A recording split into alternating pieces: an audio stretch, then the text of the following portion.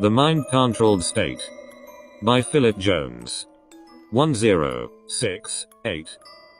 Like in all other Western countries today, Danes are bombarded almost 24/7 by images on television which dictate their view of their country and the world around them, as all avenues of information save the internet, for now, are further centralized into fewer and fewer hands. The opportunity for the intensive and coordinated e-programming of the population has never been greater. Television presents to us a view of reality which is obscenely false and in most cases perversely so. Its relentless depictions of extreme violence and loveless recreational sex are intended to immunize the viewer to all the horrors awaiting them come the day of the New World Order. All the old and traditional values are brutally trashed each and every evening in movies and TV soaps where the lust for sensation is incessant. Men who should be awakening to the realities of the global police state falling down around them and their families, are instead sat glaring at the wide screen in the corner as if in a trance, watching sport and horror movies. Television news lies blatantly from the mouths of well-groomed and generally attractive dummies who repeat the lies on air each day without ever questioning as to whether what they are transmitting is actual. The newspapers reinforce this deceit the following morning and the mass of sleepwalkers on their way to their chosen place of servitude inhale the neatly packaged blandly written deceptions without pausing for thought at all. Then on their way home, they turn on the car radio, or place the headphones over their ears and listen to mindless pop music which unbeknown to them contains subliminal lyrics and trigger words in the same way that television programs and advertisements are routinely displayed via almost undetectable subliminal messaging throughout the whole viewing spectrum.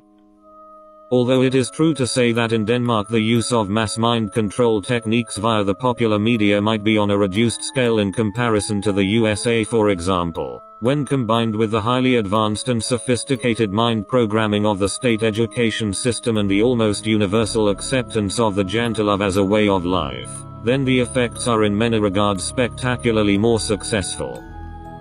Clearly broadcasting is a medium of indoctrination. In Denmark, it has two main aims: to persuade Danes that they live in the best of all possible worlds, and to condition them to the ideology of the sitting government. To induce a nation to believe that it enjoys the happiest lot on earth is an elementary device to secure compliance with the government and forestall criticism. In reporting from abroad, the Danish news media are concerned, not so much to show how other people live, but to illuminate the superiority of all things Danish. They concentrate on the defects of foreign countries, drawing comparisons to the advantages of Denmark. The viewer is invited to see how badly off people are everywhere else and to consider how fortunate he is. The press and periodicals take the same line.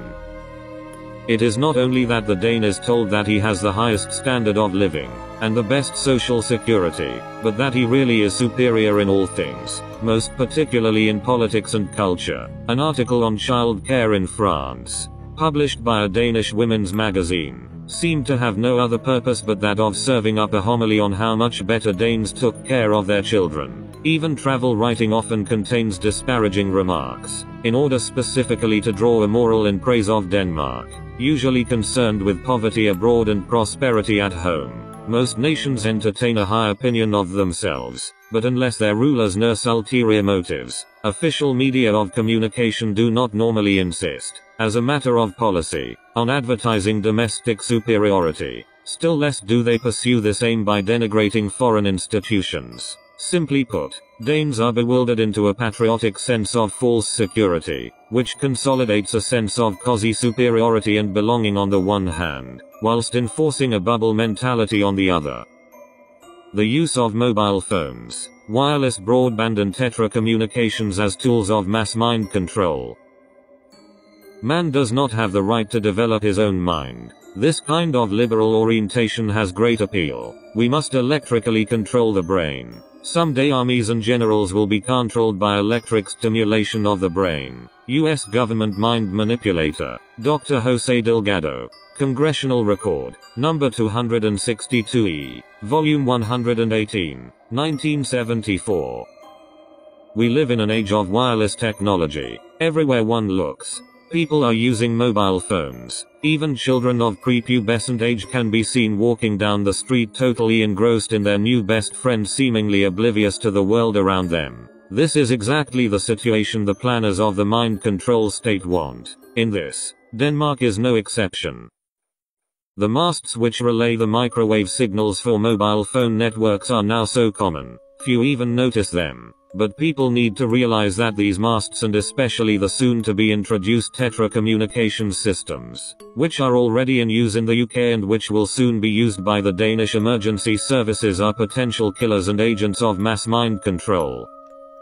What we call the military-industrial complex is just that. The fusion of the military and the corporate, through which technology developed in the secret projects to advance human control is brought into the public arena by the military, supplying a connected corporation with the know-how. This is then sold to the public as a breakthrough discovered by the company itself. The people closest to the Tetra technology will be the police officers and other emergency services that use it every day. Already in countries where Tetra is operational, they are experiencing physical, mental and emotional consequences, including cancer of the esophagus in numbers way above the international average. Tetra signals are close to those of human brain frequencies, and this is not a coincidence. It is a designed and coldly calculated measure and a primary reason for the plan to install a network of mobile phone, Tetra, and other systems of electromagnetic communications that operate as one unit to create an electromagnetic mini-matrix to scramble normal brain and DNA function while dictating mental and emotional responses. In the film Control Factor, the character played by Adam Baldwin discovers he is a programmed human robot and that nothing about his life is real. He finds himself caught up in a deadly government mind control experiment whereby instructions and orders are passed to him via antenna masts. In a report relating to the use of Tetra technology, UK scientist Barry Trower said in his report for the Police Federation, "Pulse radiation from Tetra at 17.6 Hz waves per second is known to interfere with our natural brain's rhythm. Our brains generate their own waves within our head. One of these waves, called beta waves, is on a very similar frequency to the Tetra handsets. What happens is, if you could imagine yourself jumping on a trampoline and somebody larger and heavier jumps on and dances at a slightly different speed, you will bounce at their pace rather than yours. When they jump off, you will still bounce at their speed. The jumping on of the person onto the trampoline is known as entrainment, and this occurs when the Tetra is used in close proximity to an officer's brain. Because Tetra affects the beta rhythm of the brain, it will affect what the beta rhythm is responsible for, namely sound judgment in emergency situations. Entrainment is always followed by a phenomena called long-term potentiation. This is an analogous to the person getting off the trampoline leaving you dancing. Long-term potentiation has been known to last several weeks after the initial source has died down. The implications for this are that the officer's brain waves would continue to suffer entrainment even after the sets have been switched off, which would be reinforced every time the sets are switched on again." Trower writes of the effect on sound judgment in emergency situations. Put another way, the ability to think straight. And it is not only the emergency service workers who can potentially have their thought processes disrupted. So can anyone who comes into contact with the Tetra frequencies. Thousands of Tetra masts are planned to be located throughout the rest of Europe, and their equivalent in North America and elsewhere. Generation Ritalin X. In 1995, Denmark's Cooperative Institute for Medical Drug Dependence reported the following withdrawal symptoms from psychotropic drug dependence: emotional changes, fear, terror, panic, fear of insanity, failing self-confidence, restlessness, irritability, aggression, an urge to destroy, and, in the worst cases, an urge to kill. Psychotic episodes and violent behavior are also associated with chronic Ritalin abuse. Even the manufacturer warns in its information leaflet, frank psychotic episodes can occur with abuse. The history of violence by teens who have been subjected to psychiatric drugs cannot be ignored. Consider the following examples. November 20, 1986. Rod Matthews, 14, beat a classmate to death with a bat in the woods near his house in Canton, Massachusetts. Rod was put on Ritalin when he was in 3rd grade. The 19th of February, 1996. Timmy Beckton, 10, grabbed his 3-year-old niece as a shield and aimed a shotgun at a sheriff's deputy who accompanied a truant officer to his Florida home. Becton had been taken to a psychiatrist in January to cure his dislike of school and was put on a psychiatric drug, Prozac. His parents said that when the dosage of the drug was increased, Timmy had violent mood swings and that he would get really angry. The 21st of May, 1998. Kip Kinkle, a 15-year-old at Thurston High School in Springfield, Oregon, murdered his parents and then proceeded to school where he opened fire on students in the cafeteria, killing 2 and wounding 22. Kinkle had been prescribed both Ritalin and Prozac.